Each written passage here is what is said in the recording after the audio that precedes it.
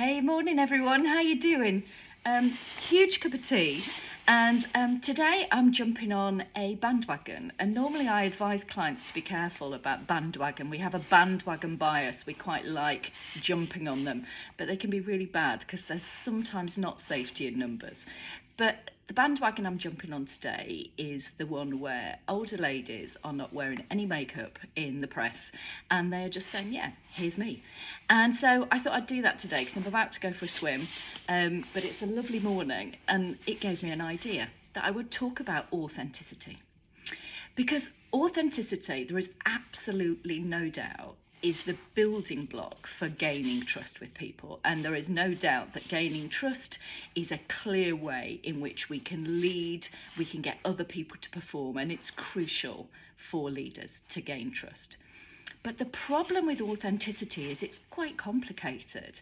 And there's some things that people say about authenticity that need a bit of a amber light, I like to call them. So you need to be a bit careful about these definitions of authenticity, particularly if you're a business leader.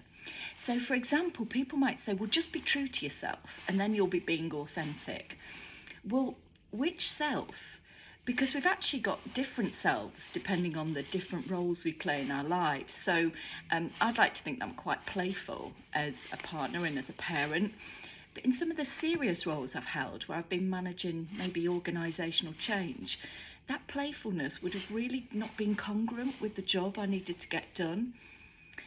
The other amber light thing is that people say, well, just have a good match between what you feel and what you say or do. Well, again, we need to be really careful about that, because as leaders, sometimes we can be asked to implement things that we don't feel are the right things to do.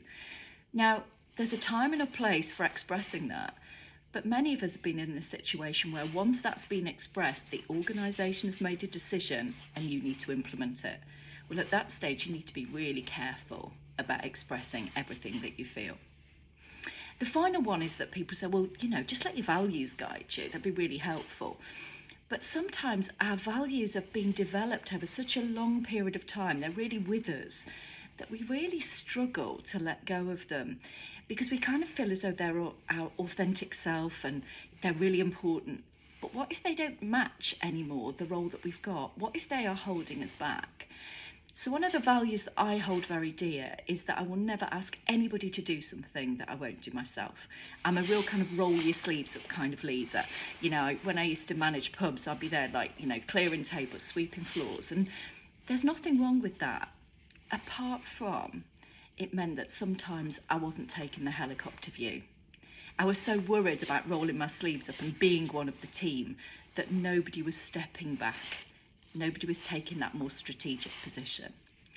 So for today, what I'd say is just be really careful about authenticity.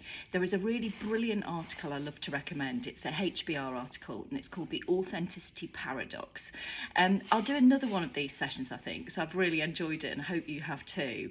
And it's a beautiful morning out there. So when you're thinking about authenticity today, think about just being yourself for sure, but maybe think about the self that you want to be in the future. Maybe think about the self that you'd like to grow into being. Maybe let go of some of the things that might hold you back. Doesn't mean you're being authentic. It just means you're experimenting as a leader. You're learning, you're growing, and you're definitely not plateauing. Take care.